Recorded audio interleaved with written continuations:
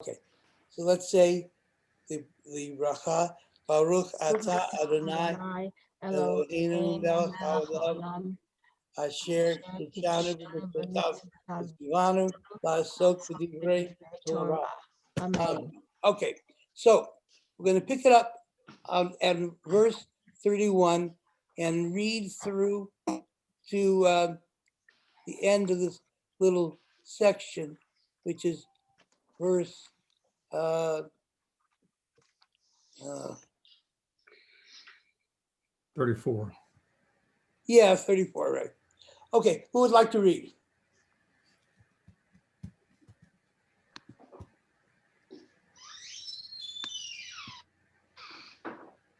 Are we in verse 34, Rabbi? No, we're in chapter 35, verse 31. Okay, I'll read if you like. Okay, thank you. Okay. You may not accept a ransom for the life of a murderer who is guilty of a capital crime. He must be put to death. Nor may you accept ransom in lieu of flight to a city of refuge, enabling one to return to live on his land before the death of the priest. You shall not pollute the land in which you live, for blood pollutes the land, and the land can have no expiation for blood that is shed on it, except by the blood of him who shed it. Okay, one more verse. You shall not defile the land in which you live, in which I myself abide, for I, the Lord, abide among the Israelite people. Okay, there is for these 4 verses, there's a lot to unpack. So let's go back to verse 31 and we'll take a look at things in order. So first thing that we learned is that there's no ransom for the life of a murderer or a manslayer. Now, why would this come up?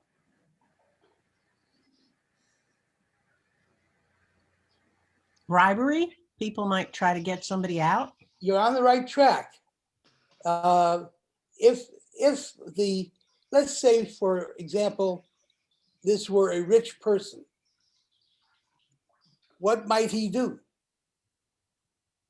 Might buy himself off, you know, if Yeah. he's a person of real importance or holds an important position within the community, perhaps. Yes. Has power and influence.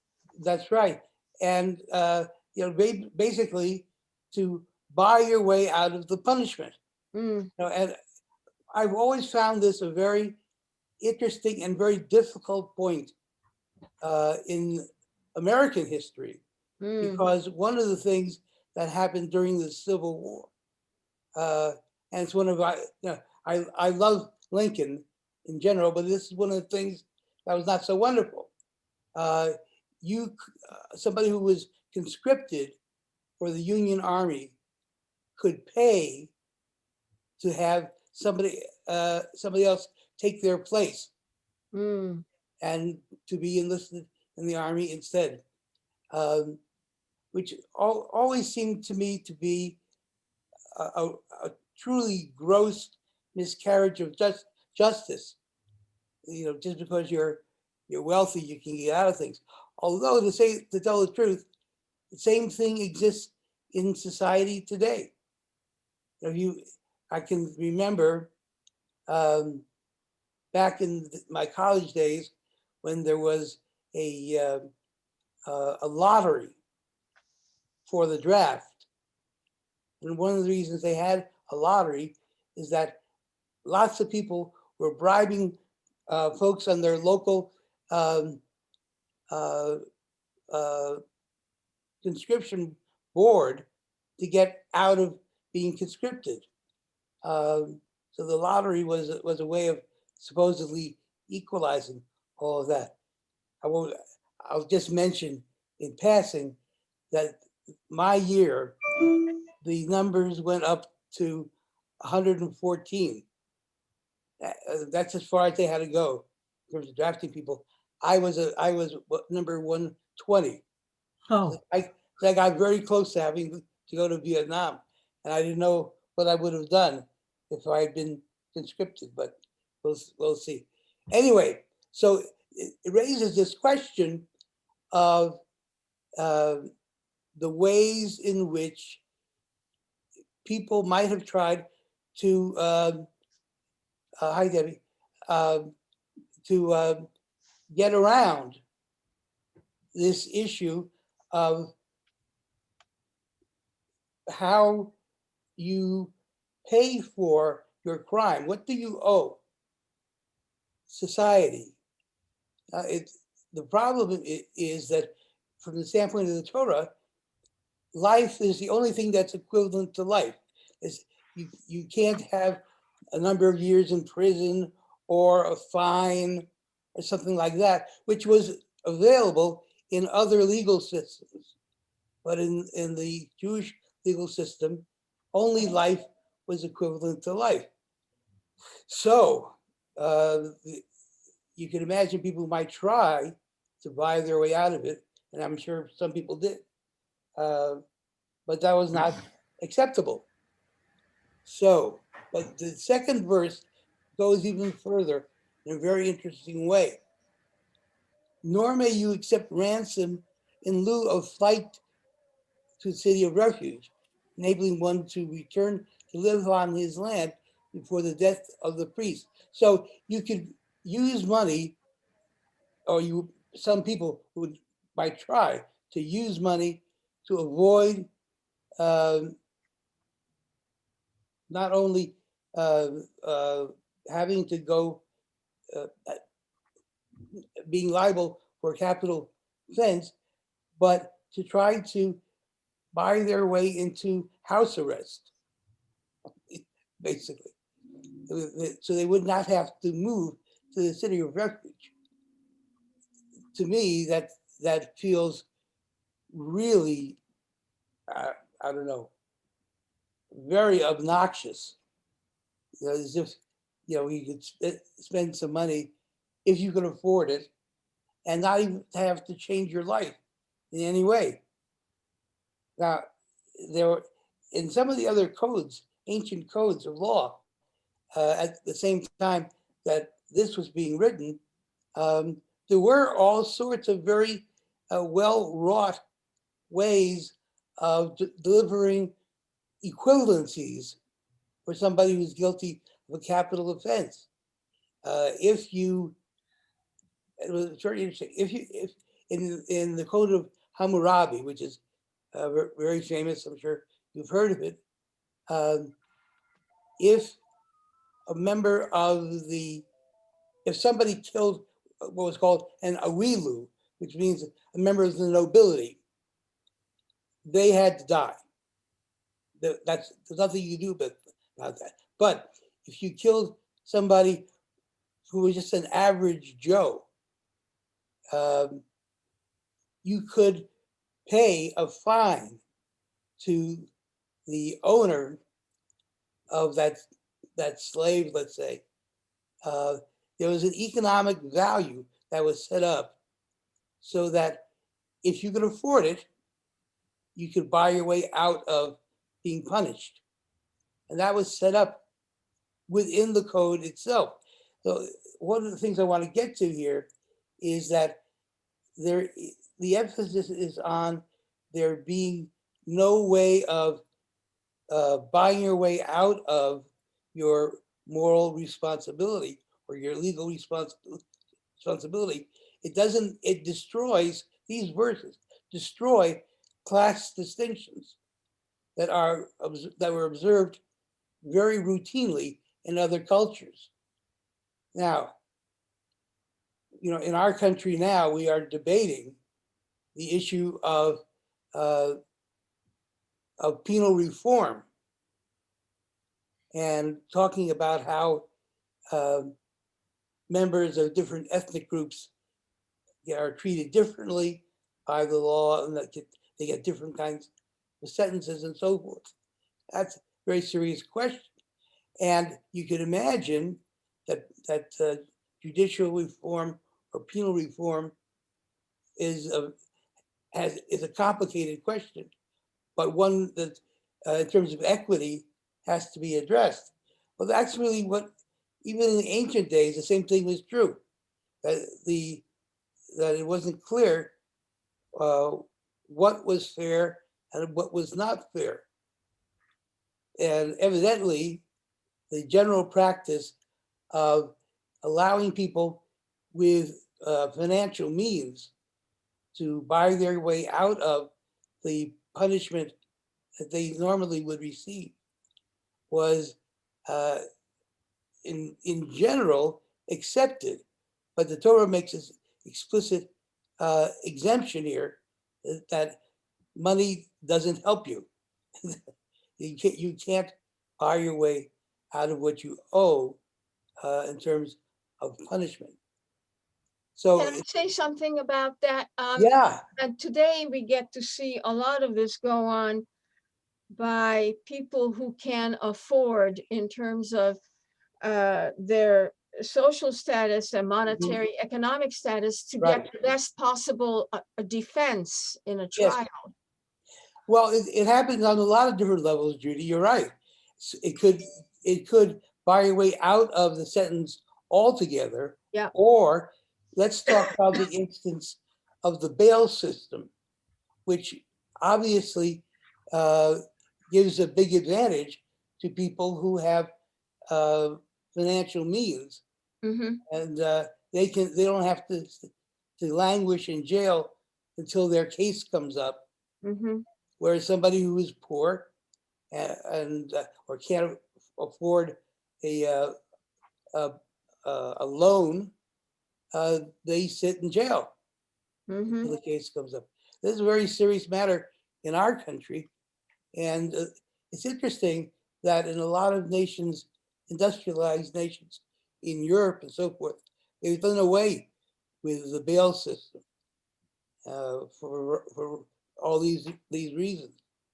I don't know what our country is going to decide to do, but it is a very hot topic, and it will be a hot topic for ways. So, so we have this idea that despite somebody's wealth or lack of it, they don't get treated differently. This is, I mean, I don't know how, if I can express how revolutionary this was in its day.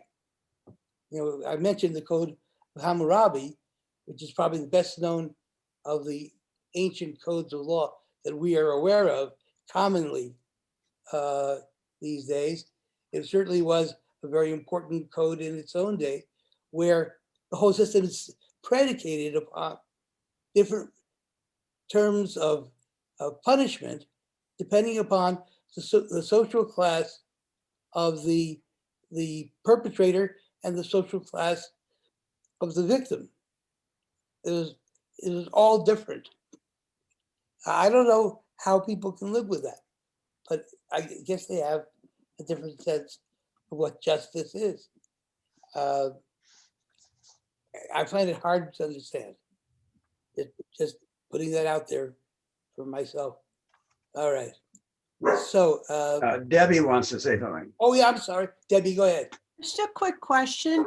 Yeah. You know, you're talking about how revolutionary this concept was, and I'm wondering how successful they were at it, because even today, everywhere, all through societies, all through time, we report that going to have things be fair, and I'm stepping beyond just capital punishment and murder and so forth. Yeah. But we purport that things are going to be fair, but they aren't. People who have more money often get other stuff. I mean, all the time. It's just, you know, there's always a marginalized minority group, and oftentimes it's related to economics or something else. So I'm just wondering, how successful were they at In the days of this text? Yes. Well, it's hard to tell. There aren't a lot of records of judicial proceedings from those days. But I would tend to think that it was some kind of mitigating consideration. The text is so consistently in favor of doing away with special dispensations, not just in this section, but in others, both in a positive sense, make things to ensure that everybody gets treated the same, and in a negative sense, in terms of recognizing certain special exceptions. Like, for example, somebody who just got married doesn't have to serve in the army, even though the entire people were required to. That was a recognized exception. If somebody just had planted a vineyard, they didn't have to serve. They would not be liable to serve until 3 years, I think, until the vineyard is established. So, but that would apply again to everybody. Anybody who just planted a vineyard, was off the hook. So there is a general sense of equity involved in all this. It's an interesting thing to think about. How do you understand, how do you encompass differences in social and economic status in a code of law? There are ways in which we do it in American law. For example, we have legal aid society. So if you can't afford an attorney, they will assign an attorney for you. Now, that's a good idea. On the other hand, that those attorneys may not be quite up to snuff compared to some of the ones you can employ on your own. There is a direct, all sorts of studies have shown there's a direct correlation between the success or the financial status of the attorney and the rate of conviction of a person who is accused. So, Also their color of their skin. That's another one. That's another one, and those two often go together. But yeah, so there are differences in the rate of incarceration for people who have different racial or ethnic backgrounds. And even in high schools, there's the kid who is going to get suspended and the kid who's going to get what do you call it? What? Detention. Detention is so different among Yes. people of color and people. Absolutely. Yeah. A huge problem. People get treated differently because of their skin color in high school. Yeah, you bet. And it's not just in those walks of life where you might expect to find some kind of inequality, but even in places where there is an avowed purpose of being equal. You talk about, let's take housing, for example. Somebody will, advertising a builder, they'll say, we are a equal opportunity builder. And that might be true, at least formally it might be true, but it may not always work out that way. So evidently there was a problem along these lines back in the ancient days as well. And that's a little distressing to me. I mean, here we are, thousands of years after this text was written, and we're still having to contend with the same problems along racial and ethnic lines or economic lines that were part of life back in the days when the Torah was written. So it makes me think of the line earlier in the Torah that the poor will always be with you. And even though there are 88 different laws which are aimed at helping to equalize people's position in society, even then it didn't necessarily work out, and it still doesn't necessarily work out. I just sort of give a big sigh, and I wonder when this kind of thing is going to change. But I mean, it feels it really bothers me a lot. I'm sure it bothers all of you a lot as well. Well, the first step seems to be to have the right laws. Well, yes, but it seems to me sad to say that any law can be read in a variety of different ways, and it might be harder, might be more constrained to come up with a problematic reading, but it still can be done. Sure. So Who does this apply to? yes, And we've talked before about how it didn't apply to servants. right. Yes. I think Remy wants to say something. Oh, I'm sorry, Remy. Oh, yeah, I was just thinking about, I know there is a phrase called money talks. And in our present society, the affluent people can hire the best lawyer who is more experienced. And then you have, if the other party cannot afford, usually the judge will assign a lawyer, and that lawyer usually is inexperienced.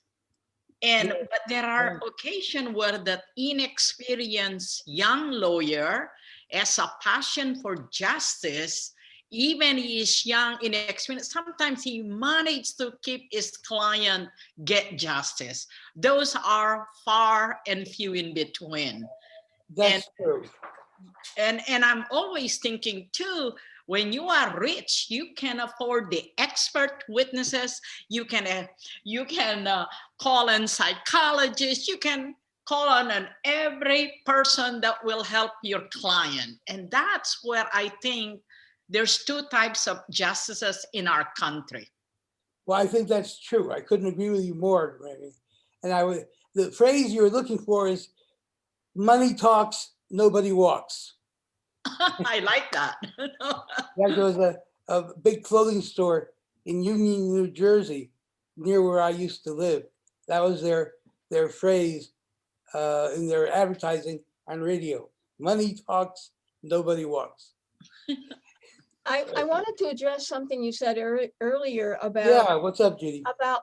about the laws that are given to us, but they don't always do, they don't always solve the problems. And what I'm thinking of is the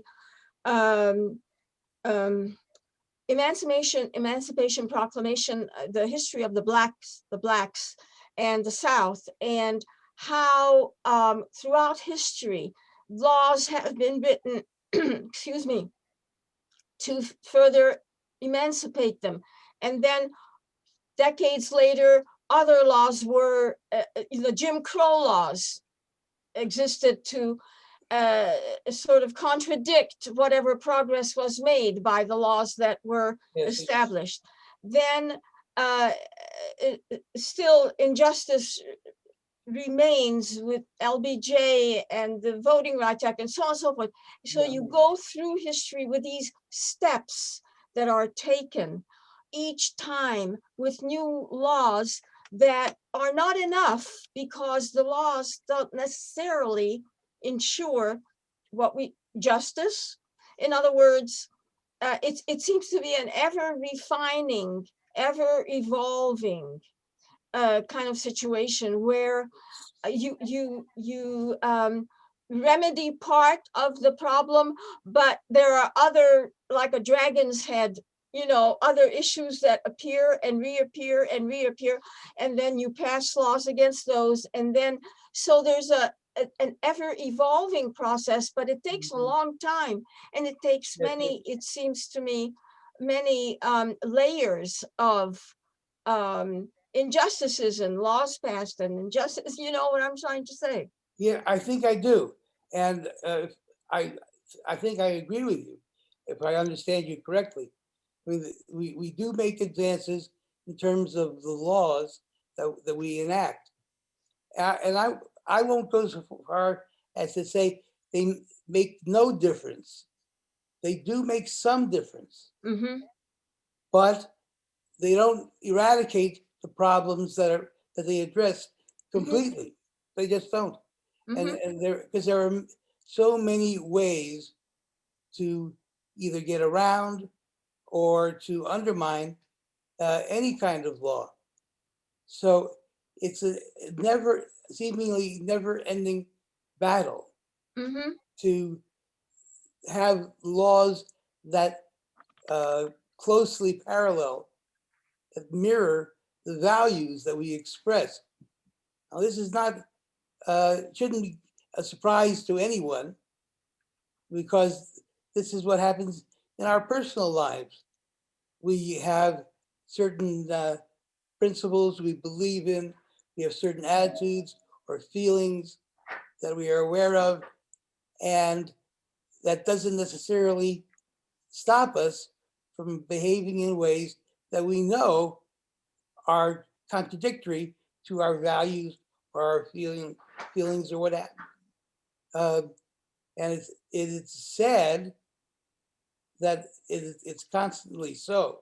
I don't know any society that has been able to successfully conquer this kind of problem. It's the gap between the ideal and the real, the gap between the highest principles of justice and just sort of getting along. You know, I often wondered, looking at the statue of,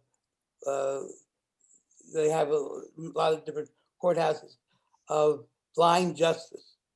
You know, it's a woman with a Roman toga. It's got a scale, one hand, and I don't know what it says the other hand, but she's blindfolded. And the idea is that justice is blind, meaning it doesn't recognize, and it's not supposed to recognize, the particular qualities or characteristics of the person. It's supposed to be neutral in its application. But we know that it isn't always neutral, even though that's what any court will tell you they're trying to effect. So it is, in that sense, a disheartening reality. You know, and the truth is, I suppose, not wanting to appear overly naive, that it shouldn't be a surprise to us, given the history of the civil rights struggle in the United States, that there is often a very severe discrepancy Yeah. between what we say our values are and how we enact them. People are always able to find a way of viewing things in an exceptional sort of way, without even necessarily being aware that that's what they're doing. This whole issue we've been discussing as a nation these days about white privilege is a good example of that. Mm-hmm. There are many, many people who are white and who don't understand and who don't see what the privilege is. You know, it's astounding to me, but it's not unusual. So It's also very understandable in a sense, in the sense that like it's pretty hard to understand being sick when you're always have been healthy, that kind of thing. Yeah, that is true. And in terms of privilege, it's really hard for us to imagine not having that privilege if we've always had it. You know, it's so true, Kim. And I if you give me permission, I'll tell a little story. I don't know if I've ever shared this with you guys before, but in high school, I was one of the people in the drama club, and we had little subgroups that did put on, sort of short plays besides the big school-wide one we'd have every year. And I was in one of these subgroups. We were putting on a production of Uncle Vanya by Chekhov. And one of the other students, a young girl, I will never forget her, Jan Heyer, invited all of us in the subgroup to her house to have her rehearsal. And after the rehearsal, we sat down at the kitchen table or dining room table. And just to tell you how different life was like in those days, we literally sat down to have a snack of milk and cookies. I can't imagine anybody doing milk and cookies these days. But that's what you did back in the early 1960s. And she lived with her grandparents, who took the place of her parents who had died in a car accident. The grandparents went around the table asking everybody, tell us a little bit about you and your family. And one of the questions they would ask was, what church do you go to? They got around to me, and me, you know me well enough to realize I would just blurt out whatever the fact was. I said, well, we don't go to church. We go to Temple Beth Shalom up on Hempstead Road. And I was the next to the last kid on the table. One other kid said something, and that was it. And then Jan came up to me one day at school and said, I'm so sorry. We can't meet at my house anymore. And the reason was that there was this Jewish kid in the group, and the grandparents would not put up with there being a Jewish student who was part of this group. And it was amazing to me. I'm a nice kid, I mean, I come from a nice family. What's the problem? But it was this encounter with anti-Semitism, struck me very strongly at the time, and it still does, because I still tell the story. The point being that everybody there was very nice, and the grandparents were very nice too. They were nice, but they just had an attitude about Jews. What are you gonna do? So there was no explaining. There was no effort to understand. It was simply a part of their world, and for them, having a Jew in their home was just not acceptable. By the way, Margaret Truman was the same way. The wife of our president, Harry Truman.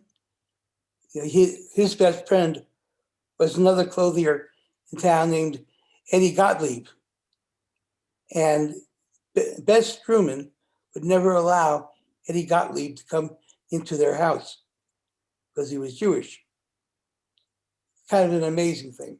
Yeah. Anyway. Now, how about, let me ask this. How about if you were the parent and there was a kid whose parents were Nazis? Oh, and whether or not the kid could be invited over. That's an interesting question. I've never thought about that. I certainly knew kids in high school who which I say, I wouldn't say they were Nazis, but they were like, they certainly were anti-Black or anti-Jewish or whatever. I mean, I don't think we'd ever invite them over for any reason, just because they were obnoxious. That's a good question. There's a new book. My grandfather was a Nazi. Oh, Do you know about that? no, I don't. Oh, I'll send you all the story about it. But this girl has been asked by her mother to write about this famous man who was a general, and then it turned out that he was very responsible for the death of many Jews, and she Hey, discovers that. Kim, that was in the Washington Post or New York Times yesterday. I Oh. read that. Yeah, Yes, quite a yes. story. Yeah, it's quite a story. Absolutely.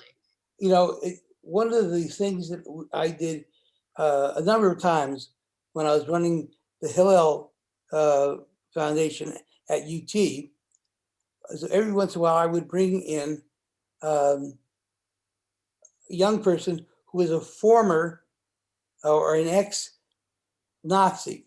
You know how they get involved as teens or as kids, and then they grow away from it. And some of these were folks who went on national speaking tours, talking about what it was like to have been a young Nazi. Well, what did it feel like to have adopted that kind of ideology and to live that kind of life? And it was always one of the best programs we ever did.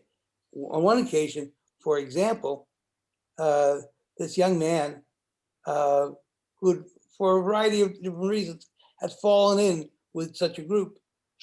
And he had tattoos of swastikas on his arms. And he spent a little fortune trying to get them removed after he had changed his point of view. But they never could be completely removed. So they were always a reminder to him that there had been this section, this period of his life when he had been a Nazi. He could never forget it. He could never get away from it. Mhm. And in a way, I could see that that would be painful, but valuable to recognize that it's possible for anyone. This kid was a nice kid. You know, he turned out to be. I guess he wasn't so nice when he was wearing his swastika and whatever. But he came to deeply, deeply regret what he had become and what he did while he was under that influence. There's a very famous example of this. You can look it up on the internet.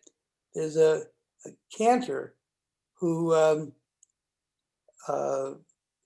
came to befriend a young neo-Nazi who gave up his ideology and became a great friend of the family. It's a good example of how, in this one case anyway, kindness overcame the hatred that this person had. I'm pretty sure you can find this on the internet. It's one of the things that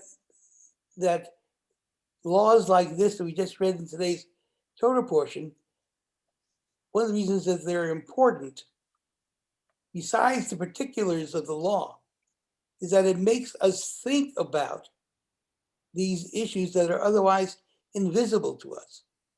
When I think to Jan Heyer's grandparents, they were perfectly nice people. You know, I don't think that they thought that they were doing anything terrible. This was just part of their value system growing up. And, you know, if you didn't know better, you'd think they're just average, normal people. It's something that can make you aware of your prejudice is, in my view, very, very valuable. And that happened in the case with a young man who couldn't get rid of his swastikas completely. And when Jan, my friend, came up to me one day in school and said, look, we can't have meetings of our little group anymore in my house, she was in tears. She was just beside herself with sadness because of having to tell me about that. And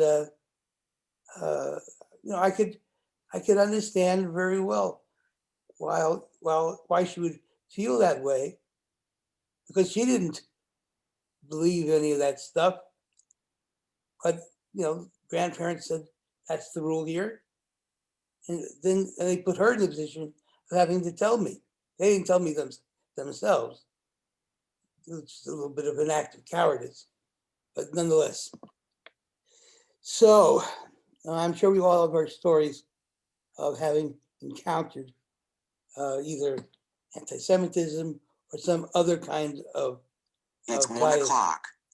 So anyway, I want to get to the last two verses here. Here's one of the most interesting parts of the Torah to me. You shall not pollute the land in which you live, for blood pollutes the land, and the land can have no expiation for blood that is shed on it, except by the blood of him who shed it. You shall not defile the land in which you live, in which I myself abide, for I, the Lord, abide among the Israelite people. I can't think of a more explicit underpinning for a conservation, ecological point of view within Judaism. You cannot pollute the land. You just cannot. Whatever it is that you do that might be construed as polluting the land is prohibited. Yes, Judy. Yeah, can I ask a question? Of course. How would this relate to when you conquer a people? How do you treat them? How do you treat the conquered? Well, there are all sorts of laws about how you treat people you have conquered in war. And I think we actually read some of that earlier on. I mean, the general idea is that there are limitations to what you can do with regard to a conquered people. You cannot treat them in certain ways just because you conquered them, and now you can. So it was a common practice in those days that you could enslave people that you've conquered. Well, in the Torah, there are severe limitations put on that. Now, again, it's not the outright ban that we today would like to see. But how did we get to the outright ban? Because we started off with this negative interpretation. So yeah, I mean, there are rules about how long they could be indentured for, and interestingly, there's a special category for people who are Gentiles with regard to Jewish status. What do you do about the Gentiles who live among you in the Jewish community? How do they get treated?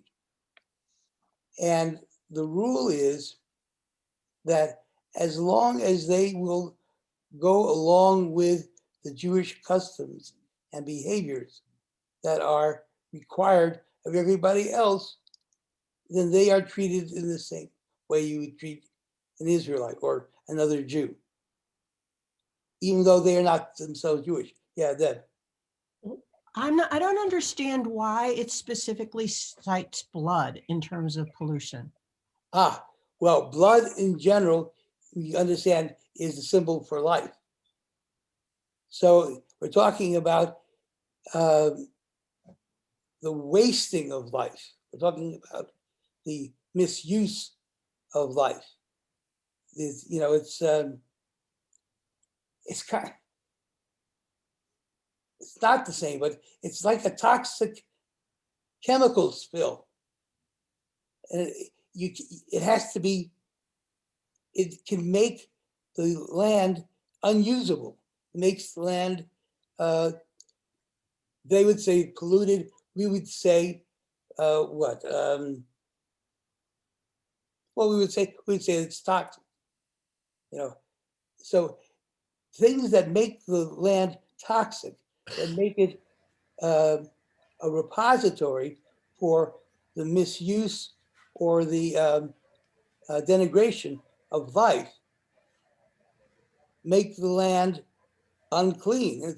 We do the same thing now, but we do it in terms of chemicals spills. But we also do it in other ways. If you go to Babi Yar, does everybody know what Babi Yar is? Okay, very famous long poem by Solzhenitsyn. Babi Yar was a place which was like a valley used as a mass grave for Jews during the Holocaust. And I'm not sure his name, Yevtushenko. Like, I think remembering the name of the poet, wrote a very long poem about this spot and what it occasioned in his mind and his heart. It's a very beautiful poem. It is long, but it's beautiful.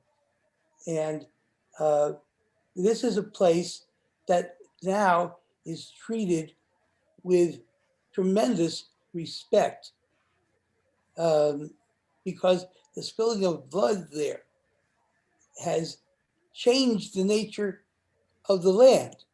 It's now perceived in a different way. And we can imagine there are many other examples of this.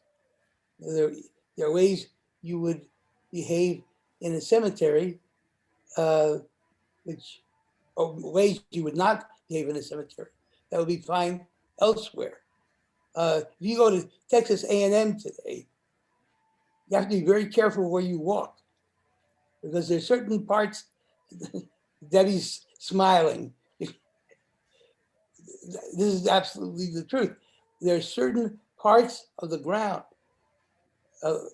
of the college that are sacred spots for whatever kind of Aggie reason they've got. And you cannot step on them. And if you do, 11 Aggies will surround you. So you can't stand there. You got to move. This actually happened to me. The one and only time I went to visit Peter Tarlow, who was the Hillel director at A&M while I was at UT. Yeah, Kirby, I saw you. Yeah, just to document, this pollution of the land by blood was first documented in Genesis, the 4th chapter, verse 10, after Cain killed Abel. Yes. And of course, God is addressing Abel. The Lord said, "What have you done? Listen, your brother's blood cries out to me from the ground." Yeah. So really, the blood of innocent victims polluted the land, and the land belongs to the Lord. And the only way the land could be cleansed was by the death of the murderer. Well, yes, although the city of, that's true, but the city of refuge is set up to obviate the death of the murderer. And that's one of the reasons why it's so interesting to me that one of the laws here, it has to do with trying to bribe your way of having to go to the city of refuge.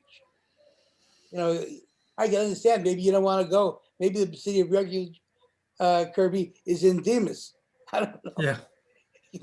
I don't think anybody would flee to Demas. I don't think so either. But you can understand why it would be a difficulty to have to give up your land and your own and so on and so forth. Go live in this place where you don't know anybody. But the idea of robbing your way out of it is certainly at least equally repugnant. So we would still. I would find it difficult, perhaps you would too, to understand how it is that people might want to get out of taking, following these laws. So be that as it may, the question of what we human beings do in certain regards, in general regards, to, as it were, pollute the land, to make it unusable, either the spilling of innocent blood or the whole range of possibilities. This text sets up the idea that the land, while neutral in and of itself, can be desecrated, can be polluted, it can be transformed into something toxic. And that is something that we as human beings have to avoid. I think it's a pretty strong argument for being very careful about how we relate to the earth and what we allow to happen. I'm in the middle of reading one of my nonstop mystery novels, and it's about a town with a cancer cluster because of the dumping of chemicals in the river next to this town. This is not anything new. It's unfortunately, things like this happen almost daily. And the idea that for so long we didn't do anything about that is stunning to me. Yeah, Debbie. Maybe this is obvious to everybody else, but when I was listening to what you just said, it sort of was like an epiphany to me. It was like I suddenly was start realizing that it addresses any notion that people might have had that because God gave us this land, that it was always going to be something he would or she would replenish, and it would be a gift to us over and over and over again. But that that in a sense, it's really saying, this is it, and now it's in your hands. Like so many passages in the Torah say it's in your hands now. And so if you mess this up, I can't fix that for you. Well, I think you're on the right track there. I think the text points out that it's in the last verse we read here. You shall not defile the land in which you live, in which I myself abide. For I, the Lord, abide among the Israelite people. So there is a notion here that that the land is not simply neutral, that it belongs to God. And if you profane it, you're in a sense profaning God. You're profaning God's gift to you. Now this is a bogus call. So I guess we can probably leave it there for today. We're already at 1:15. So I just want to say one small thing in parting. And this passage we read today is a good occasion for saying this.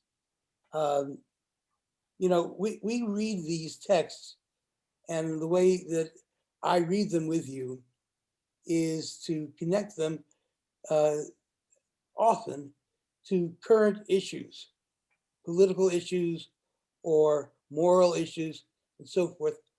And this is a good example of a text that lends itself especially to that kind of interpretation. And the reason I mention this is that from my point of view, the underpinning of the message of the Torah is that it has direct relevance to issues that we are facing. It may be harder because of the archaic language or whatever to see how we're talking about similar things, but they really are similar.